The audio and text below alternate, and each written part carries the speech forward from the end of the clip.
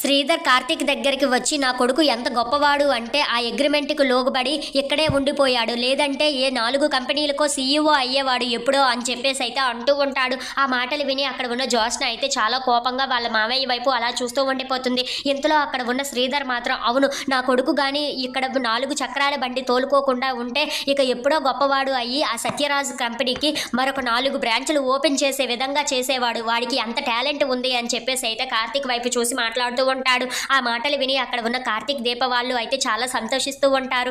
ఇంతలో అక్కడ శ్రీధర్ మాత్రం తన కొడుకుని చూసుకుంటూ వాడు ఎంత గొప్పవాడో మొగి ఇంకా అర్థం కావటం లేదు అని చెప్పేసి అయితే అంటూ ఉంటాడు. ఆ మాటలు విని అక్కడ ఉన్న పారిజాతం అయితే అవునవును వాడు ఎంత గొప్పవాడో మాకు పూర్తిగా తెలుసు, అందుకే కదా జోష్న అంత పెద్ద ప్లాన్ వేసి వాడిని ఇక్కడే ఉంచే విధంగా చేసింది, లేదంటే జోష్న కంపెనీలు ఎప్పుడో మోదపడేవి, ఆ ప్లాన్ వేసి తను ఇక్కడే ఉంచే విధంగా చేసింది అని చెప్పేసి అయితే అంటూ ఉంటుంది. ఆ మాటలు విని అక్కడ ఉన్న శివనారాయణ అలాగే దశరథ వాళ్ళు అయితే ఒక్కసారిగా షాక్ అయిపోతూ ఉంటారు. అవును దానికి అన్ని తెలివితేటలు లేకపోతే తన కంపెనీలు ఎప్పుడో మూతపడేవి, ఇప్పుడు కానీ కార్తీక్ ఇక్కడ ఉండకపోతే అని చెప్పేసి అయితే అంటూ ఉంటాడు.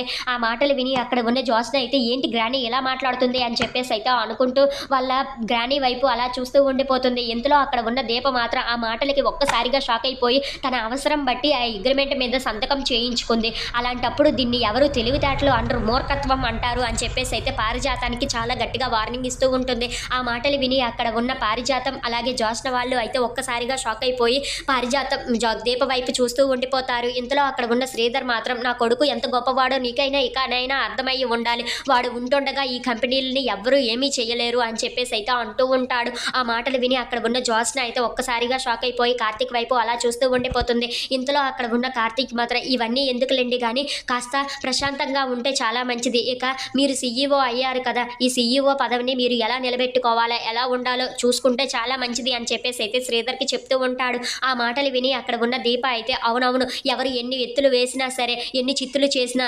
మీ హోదాని మాత్రం మీరు దింపుకోకండి అని చెప్పేసి అయితే జోష్నను చూసి మాట్లాడుతూ ఉంటుంది. ఆ మాటలు విని అక్కడ ఉన్న జోష్న అయితే చాలా కోపంగా అయితే దీప వైపు చూస్తూ ఉండిపోతుంది. ఇంతలో అక్కడ ఉన్న శ్రీధర్ మాత్రం సరేరా నాకు తెలుసు నువ్వు నా వెనకాతలు ఉన్నంత వరకు నాకు ఏమీ కాదు అని చెప్పేసి అయితే అంటూ వాళ్ళ కొడుకు దగ్గరికి వెళ్ళి తనని మెచ్చుకుంటూ ఉంటాడు. అది చూసి అక్కడ ఉన్న కార్తీక్ అయితే ఏది ఏం చేసినా సరే మీకు అంటూ ఒక హోదా ఉంది కాబట్టి దానిని ఎప్పుడు దించుకోకుండా మీరు కంపెనీకి కరెక్ట్గా పనిచేయాల్సి ఉంటుంది అని చెప్పేసి అయితే అంటూ ఉంటాడు. ఆ మాటలు విని అక్కడ ఉన్న శ్రీధర్ అయితే సరే నేను అంతా చూసుకుంటాను అని చెప్పేసి అయితే వాళ్ళ మావయ్యకి సరే మావయ్య గారు నేను వెళ్ళి వస్తాను అని చెప్పేసి అయితే అక్కడ నుండి వెళ్ళిపోతూ ఉంటాడు. If you like this video please like share and subscribe.